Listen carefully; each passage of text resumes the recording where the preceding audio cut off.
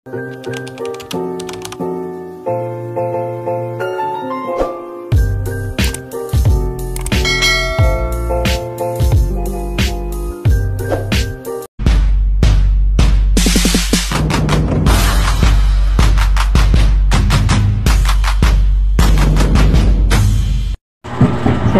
palangga, welcome to my channel, Baniskarting Nanay Emma.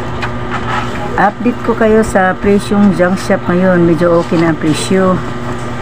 Dito muna tayo sa Tanso Class A 460, Class B 440, C 400, Alum Heavy 80 pesos per kilo, Lights 75, Fanta, Coke and Can or Sprite 70 pesos per kilo, Gelucy 85, Caldero 70.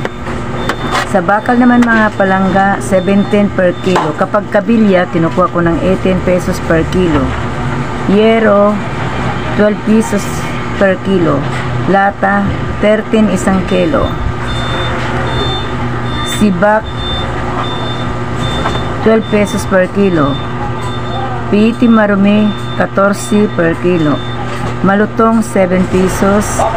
PVC orange, ay may magbenta 10 pesos. PVC blue 8 pesos. Black 5 pesos. Hamba 4 pesos. Dito naman tayo sa karton. Karton 4 pesos. Puting papel 8 pesos. Assorted 2 pesos. Yung TV board 25 pesos per kilo. Battery sa tricycle 25 per kilo. Basta battery maliliit. CD 25 pesos per kilo.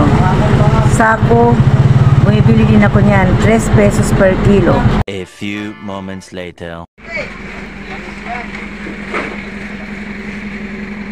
Ano yan, lata? Ayan, ang PVC itim. Nabibili din ito. Ayan, may nag-deliver.